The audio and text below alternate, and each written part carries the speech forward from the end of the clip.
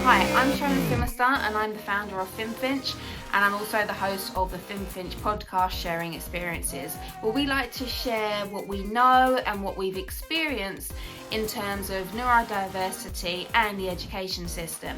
If you've got something to share and you'd like to be on our podcast, please do get in contact because we would love to hear from you so that others can learn from your experiences too.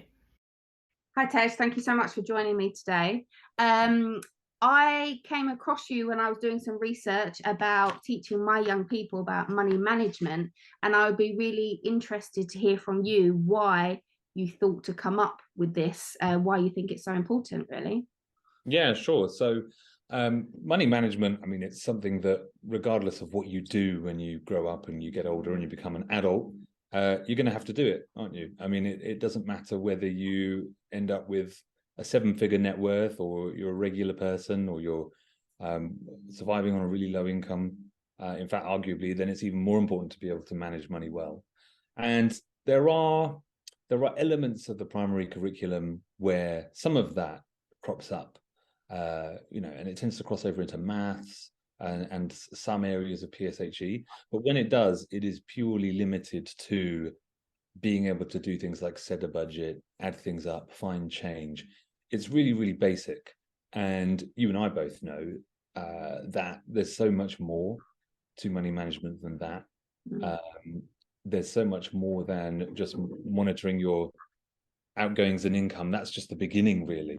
And then what you do, how you leverage whatever money you do earn and whatever you do manage to save can make a huge difference over the course of decades on your life as a whole. I mean, the famous book that so many people say made an impact on them is Robert Kiyosaki's Rich Dad, Poor Dad. But if you're going to understand some of the things that he talks about, really, you've got to understand more than just the basics of financial management.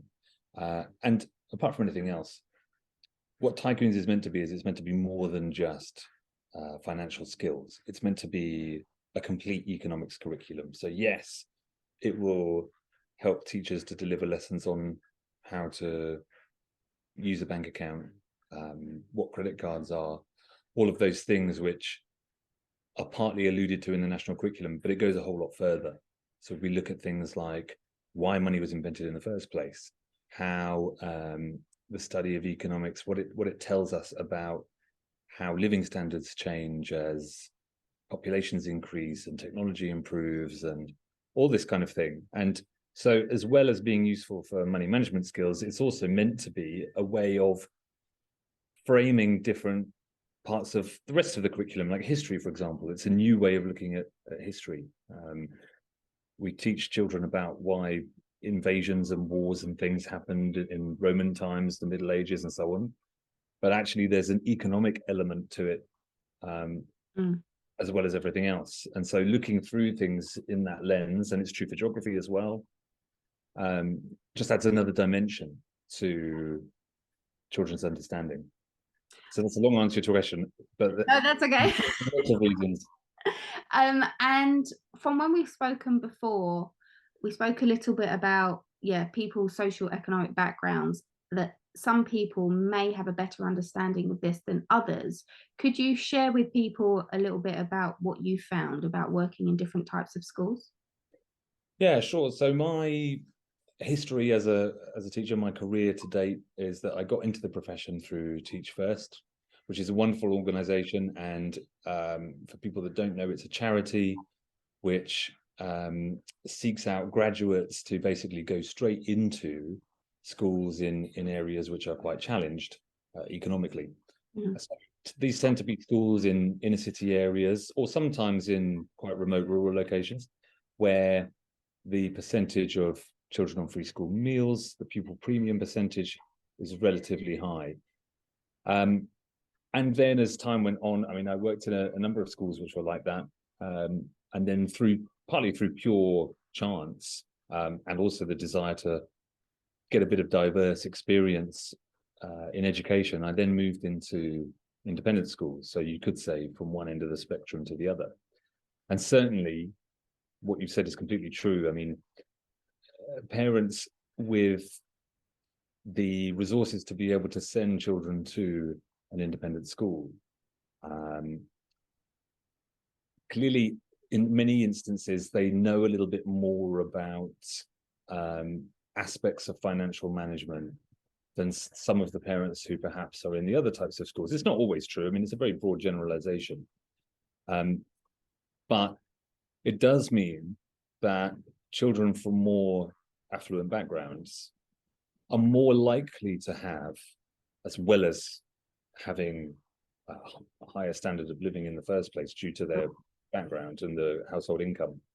It also means that they're likely to be advantaged later on in terms of the knowledge that they're gaining from their parents around how to manage money and what you can do with it.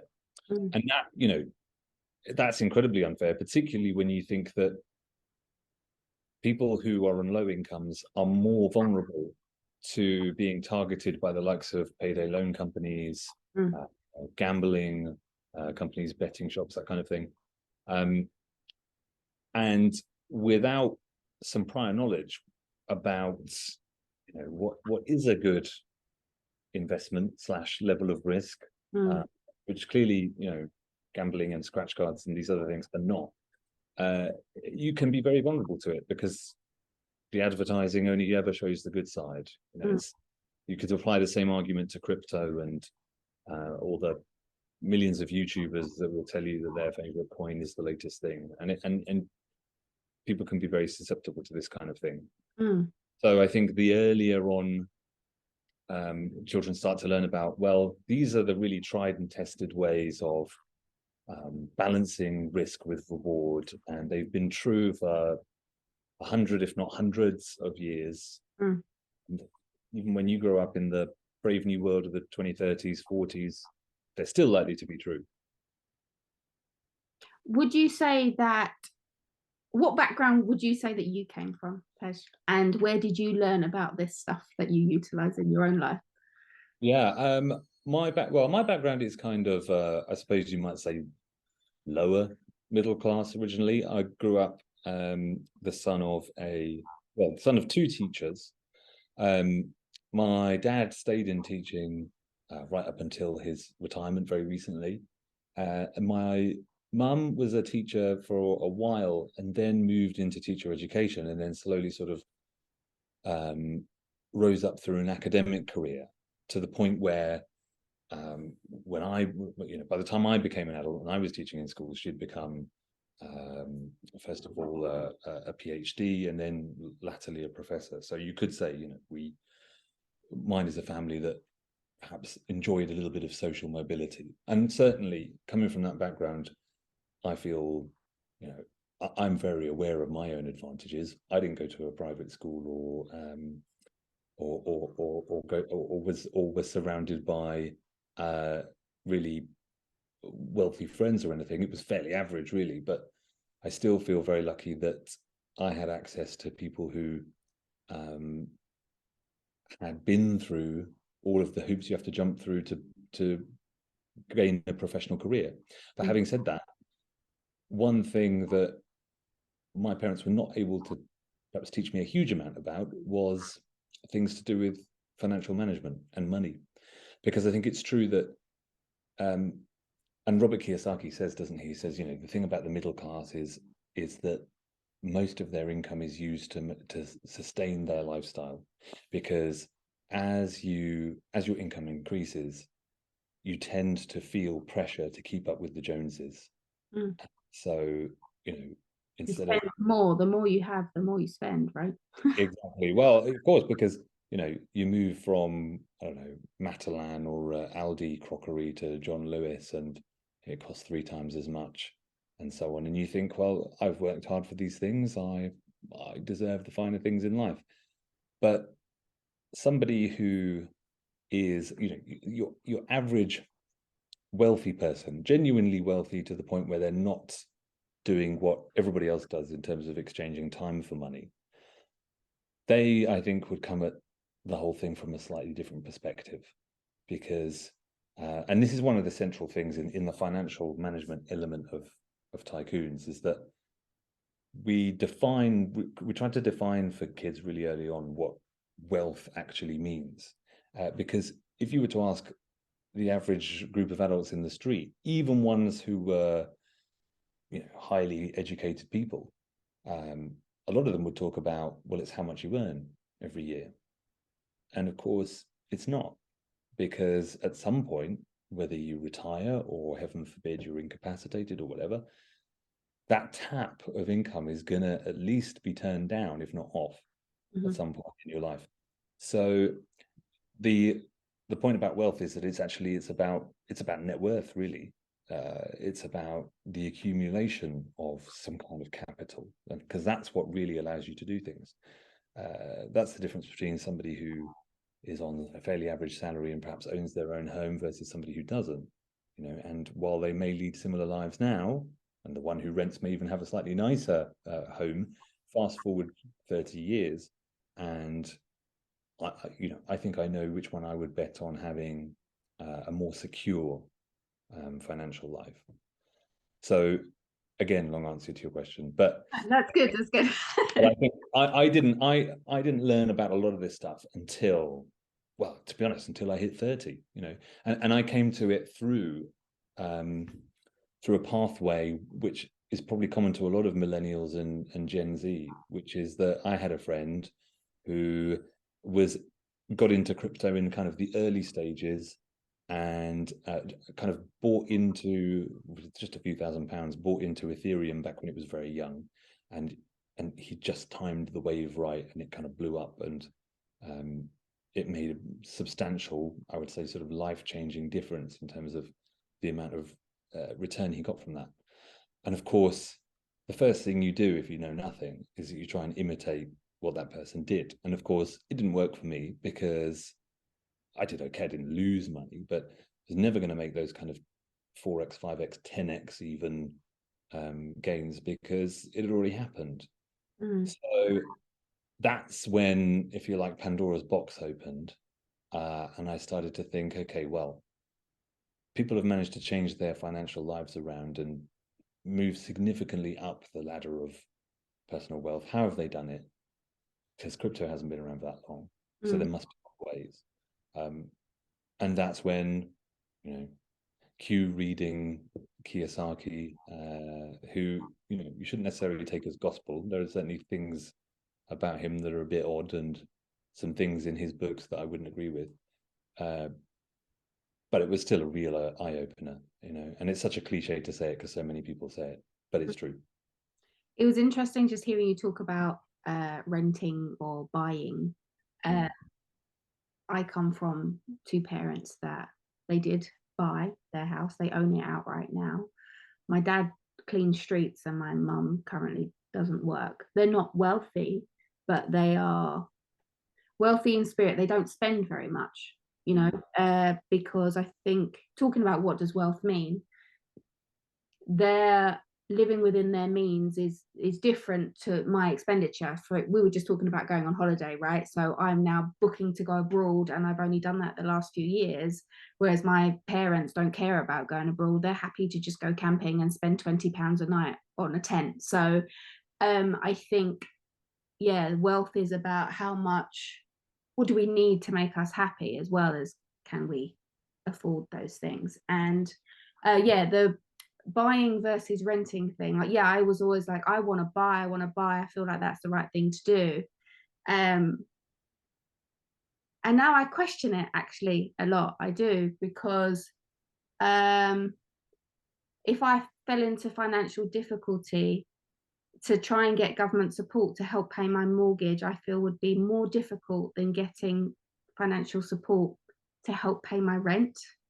And I don't know if that is definitely true, but that's the kind of feel I get from listening to other people, and that makes me kind of sad.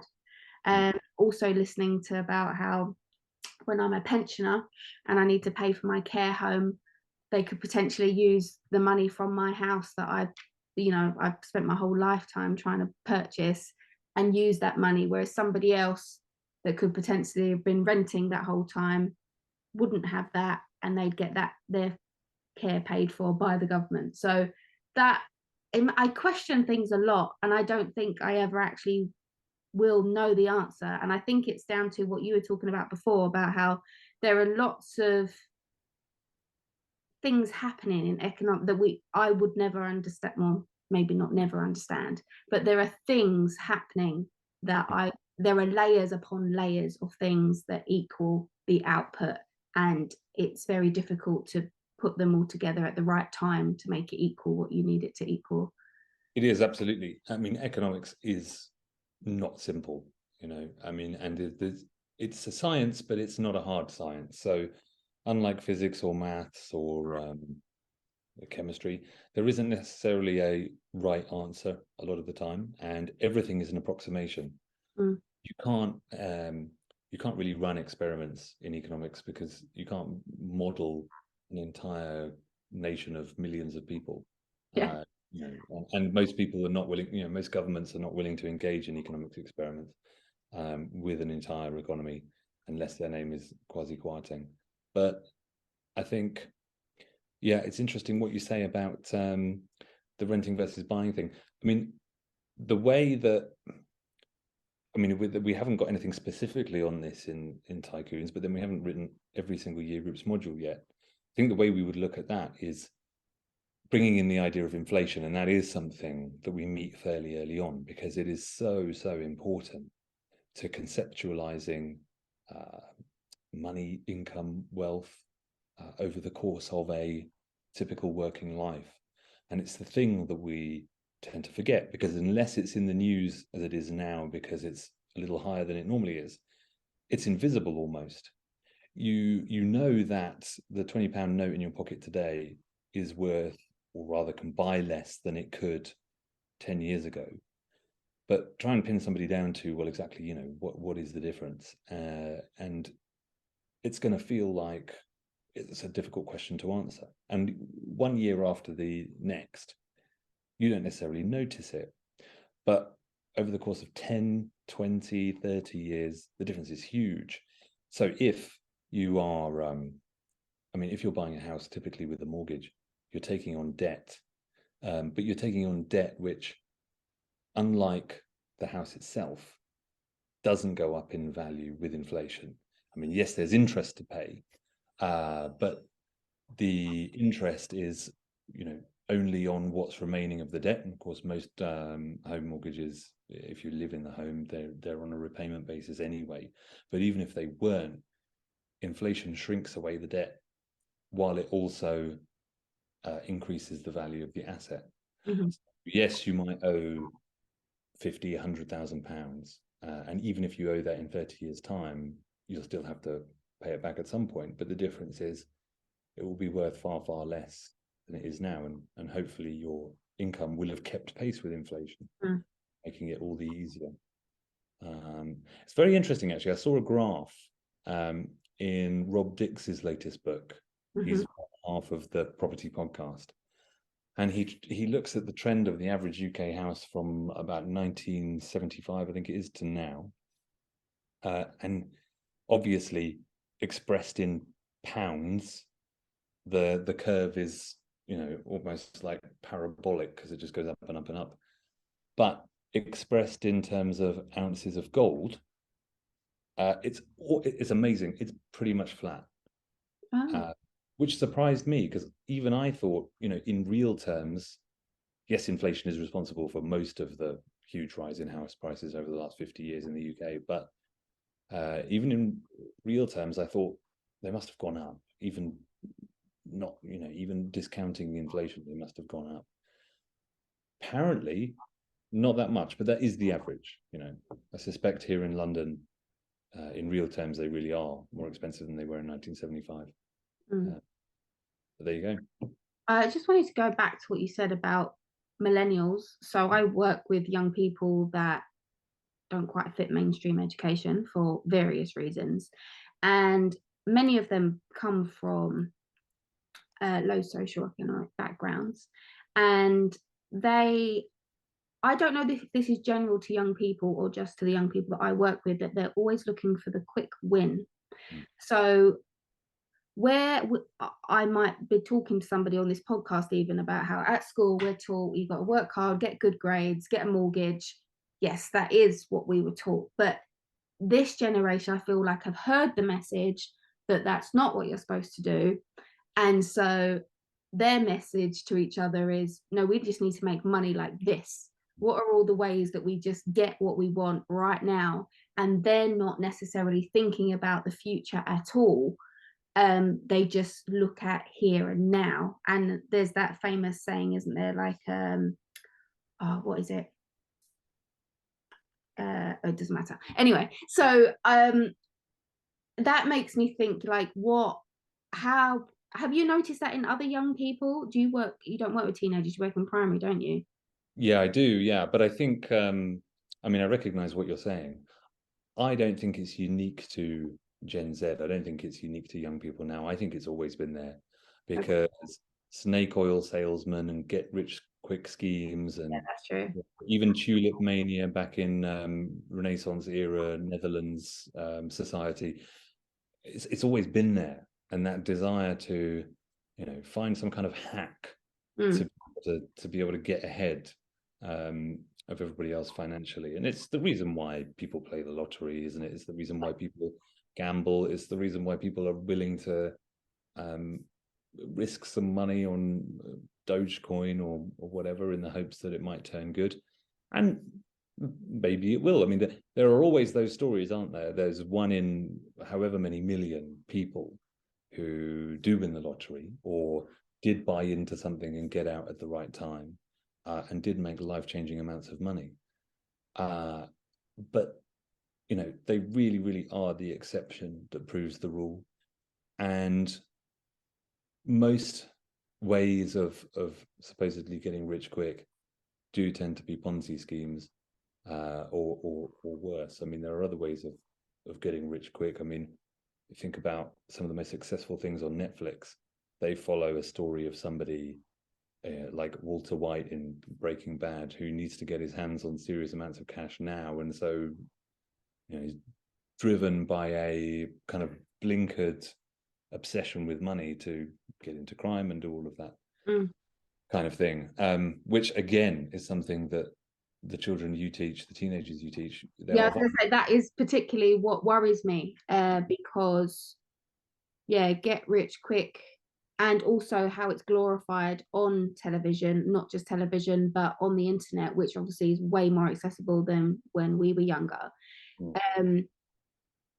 Their view on what real life looks like is very different. I mean, I hear people talking, like Love Island, like they've got their matchmaking in the matter of hours, and they're trying to hook up with them, and it's like, I don't want our young people to be thinking that that's like normal behavior, and to be injecting yourself with all sorts of things to make yourself look beautiful. I think I'd like to hope that people could age naturally and still feel confident in themselves, but that's not the world we kind of live in now. I'm going totally off track of what we're supposed to be talking about, but I thought it was important to say. Yeah, I think it is relevant though, because I mean, it's the same kind of mentality, isn't it? And because of things like social media, because of the type of reality TV that has become popular to consume, like Love Island, I think, particularly young people, those of us who are a bit older, remember a time when things were different. So we're still in touch with a different kind of reality. But if those are your role models, if your role models are people like, I don't know, Kanye West and Kylie Jenner, and very very flashy, very wealthy people who wear their wealth and flaunt it, or their beauty, or their possessions, whatever it is that's quite superficial. I think there's everything you don't see, first of all, because the people I've just mentioned, we know that they're not always, it hasn't necessarily made them happy. So that's one thing.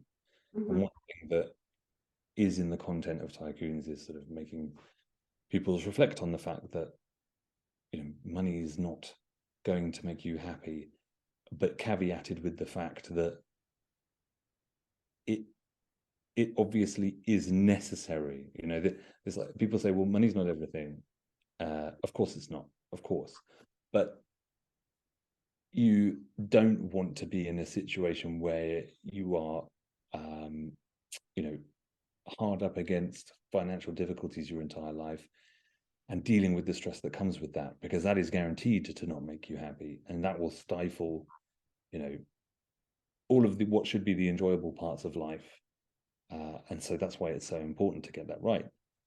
It's also, studies apparently have shown that it is kind of true that more money makes you happier, but then after a certain point, it then doesn't make any difference. And that point is certainly not at the super wealthy kind of threshold level. It's much more like the kind of salary that you would have after you'd been in a career for 20 years and you'd moved up in seniority, something on the order of 60 to 70,000 pounds, probably a bit more in London because that's just the price of a coffee. But yeah, and so I've also gone off on a tangent, but I think even when it's not somebody who's really young and just shot to fame, or is a hip hop star or whatever, or a footballer, even when it's somebody who is an entrepreneur and they're on the beach taking pictures of the sunset or whatever cocktail they're holding, again, what these people never share is all of the graft, all of the hard yards, all of the challenge, all of the times where it looked like things weren't going to work out. They never shared any of that. And then what you also don't see is, for every one of them, there's 3 or 4 people who perhaps were just as talented, had just as good an idea, but it didn't work out, because we know that something like one in 5 businesses folds within the first 2 years in the UK. So one thing that is tried and tested is delayed gratification, which is the total opposite of the kind of lifestyle choices that we've talked about. Yeah. The total opposite of being materialistic. And this is why, the kind of middle class view of wealth, where you're keeping up with the Joneses and you've got a new car every 2 years and you've got your holidays to, I don't know, what's the most middle class destination you can go to? Probably not Tenerife, probably somewhere like the Rockies or the Maldives or something. I don't know, but that's all that is conspicuous spending. And the mentality of people who get to wealth the old-fashioned way is one of being a little bit more restrained and a little bit less focused on brand snobbery, outward appearances, all that kind of thing. I mean, I'm a head teacher. I still shop at Aldi, and frankly, I always will, because why not? Yeah. I mean, Waitrose is very nice as far as, people might smile at you more, but is it really worth paying an extra 30 quid a week on your shopping bill? I'm pretty sure it's more than that. Yeah. Probably. Yeah. So it's these small things, isn't it? These small sacrifices, and they add up. So when I went through that change that you were talking about learning how to make your money grow rather than just making it, spending it, how can we make the money make money? I enjoy shopping. I think a lot of people do. And what I came to realize was I really enjoy the thinking about the thing that I want and the researching it and how I can get a really good deal.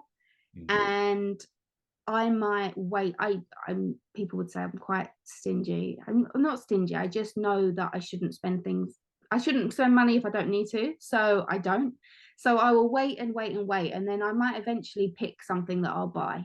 And it might not even be expensive, but I would have really got the hype out of that. And when I've made the purchase, that's actually gone. I don't actually really need that thing. I don't need much. And I've tried to reprogram myself to, if I can get that hype just from doing the exercise and not have to do the purchase, then I can actually make myself quite happy. And also, even better, if I can use that the other way to work out how to make some money, then that will be so much more beneficial to me and my family, because I can get enjoyment and pleasure out of it. And then I do that. I don't make huge bits of money. Like you were just saying, like a lot of businesses fail, and they do. And when my students find out I have 2 companies, they're like, oh, how much money do you make? I'm like, well, I'm not making loads of money. I'm not going to lie to you. But the point is, my companies haven't shut down. And as long as you keep going, hopefully you will get there eventually. Because if you give up too early, then any continuity that you've built up will just die. So there we go. There's a bit of honesty about the working on things. One day, hopefully, I'll be saying, yes, I'm wealthy and I can do all the things I want to do. But right now, 2023, I cannot. I basically make money that then gets spent back on the company, and I don't make profit at the moment. That's real talk.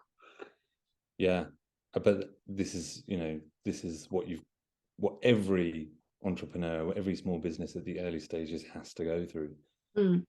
And it will, it just seems like an eternity, and you're just treading water and nobody seems to be engaging or taking you seriously, and then the momentum slowly starts to build. And well, as for what happened next, I'll fill you in hopefully a year's time when that momentum has built a bit more for what I'm trying to do here. But yeah, everything has to start from small beginnings, doesn't it? Yeah. There's a very interesting story. I think it was a guy who Mike Winnett interviewed on his YouTube channel. I mean, he's brilliant and he's very entertaining, and basically his channel is all about exposing what he calls entrepreneurs. So those people that try to sell the dream for £400 a month or whatever it is if you buy this course. Price normally ends in a 7. That's one of the things he says, how to spot somebody who's fake guru. But he interviewed a chap from Tyneside who had been a taxi driver all his life, so not exactly making a huge amount of money. Actually, no, sorry, he became a taxi driver as one of his side hustles. He was doing something else, I can't remember what it was now, but he got to something like 55, 60, and he looked at his pension pot and realized he had basically nothing, because he hadn't been making extra contributions. He'd always spent everything he earned and so on. And you would have thought, wouldn't you, at that point in life, it would be too late to be able to do anything about it. But the whole thrust of this story was that by doubling down on increasing his income and doubling down on saving as much as possible, he was slowly able to build up a bit of first of all, a cash base. Then he was able to sort of start seeding that in investments of various different types.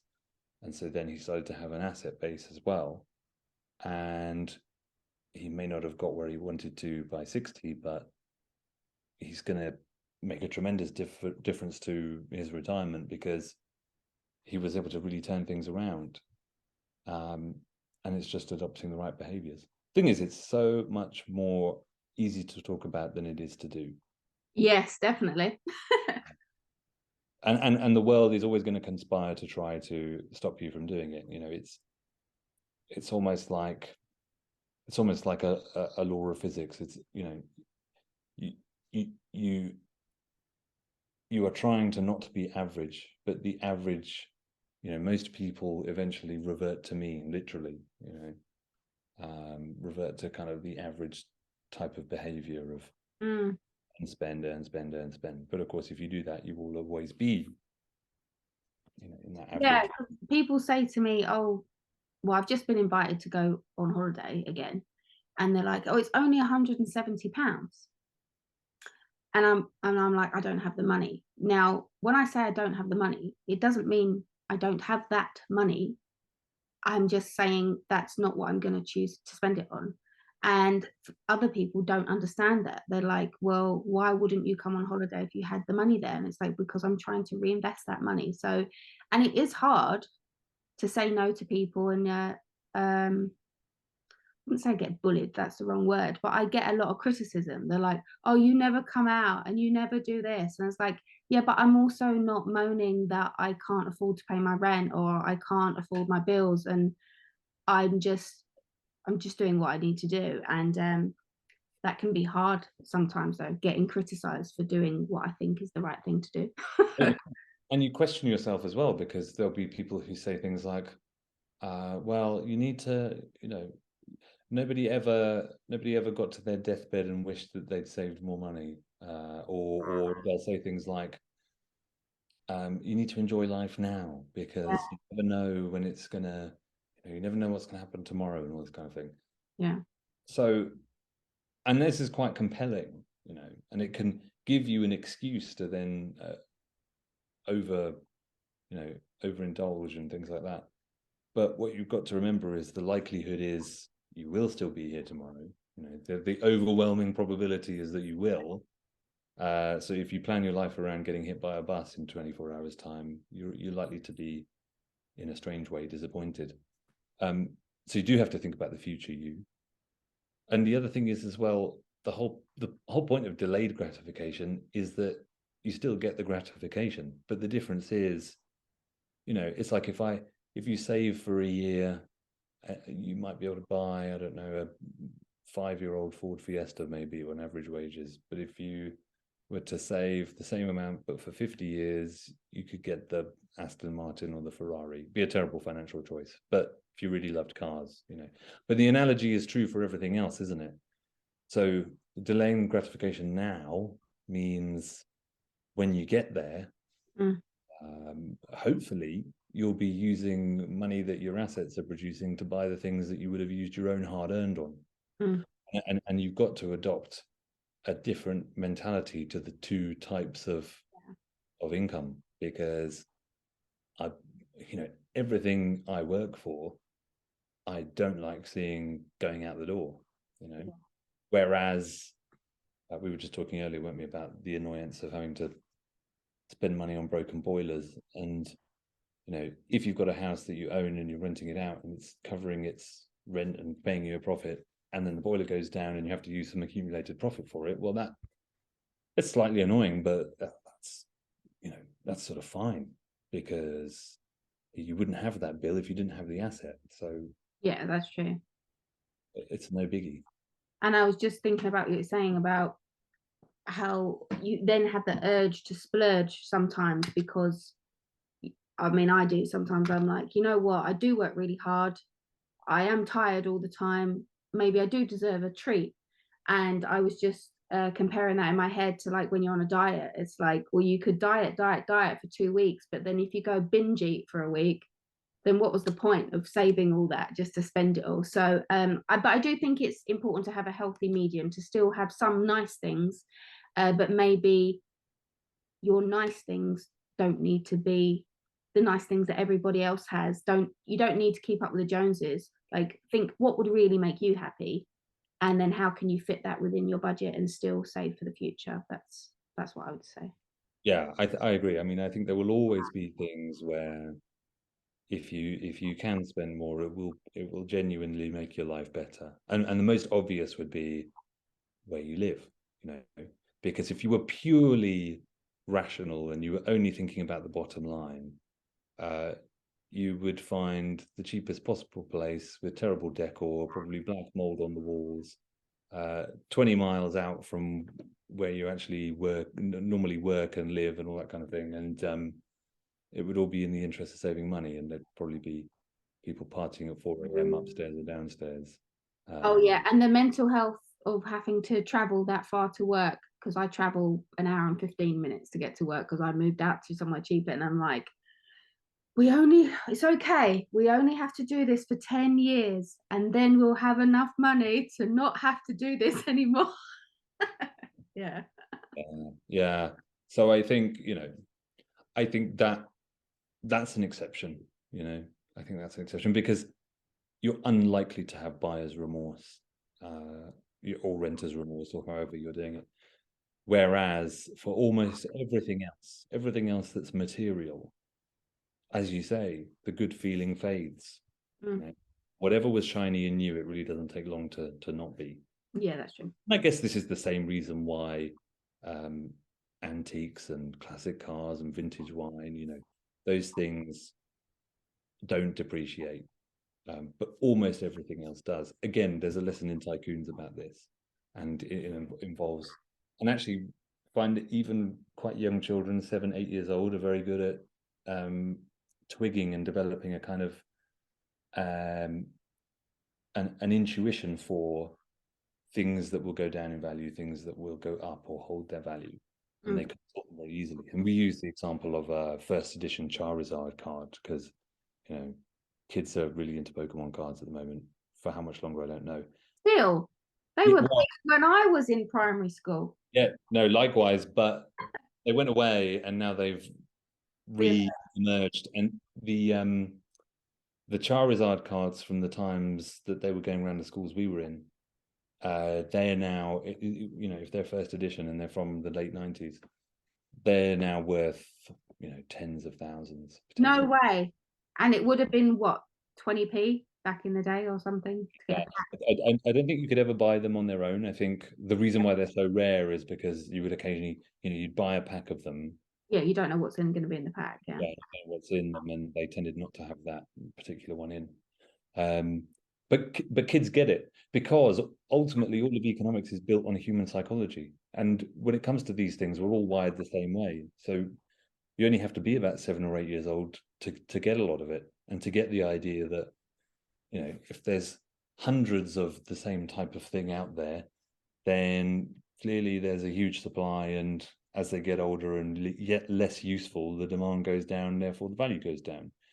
You know, this is why a 20-year-old rust bucket of a car will never be worth the same as a brand new one, but the brand new one in 20 years time will be worth not very much, you know. And we like to use, in the starter, we use the examples of, because kids like to sort of make that disgusted face and go, ugh, but it's also quite funny for them. So we say things like, so here's a toothbrush, here's a comb, here's a roll of toilet paper. How much roughly do they cost when they're new? And they, you know, give various guesses, and then you say, well, how much would you pay for these things if somebody had already used them? And of course, cue the horrified looks. But it really illustrates the point that for a lot of things, you know, they just are not going to be worth anything in the future. And those are extreme examples, but it is actually true for most stuff. Sadly, it's true for most of the things that kids tend to want for Christmas and their birthdays. Oh yeah, definitely. So we like to think we're doing parents a favor in a roundabout kind of way. I think you are, and hopefully, if it's embedded at that young age, then they won't have already learned the wrong lessons, so they've got time to grow into it and hopefully build better futures for themselves. That feels like a good place to end there, Tej. Thank you so much for coming on today and letting me grill you with these questions and go off track on a tangent. That's what I do. But I'm very hopeful that the lessons that you're trying to give to young people will be really beneficial, and I'm excited to see how that pans out for you and for them. Oh, thanks, Shona. Well, excited too, and I enjoyed the tangents. Excellent. All right then, thank you very much. The Phimfinch network is now set up, and we invite everybody to join as a bronze member. Bronze membership is free, and it allows you to find out about all the different projects that we are working on. We're always seeking funding and sponsorship, so you can get yourself and your company involved to help these young people have more successful lives.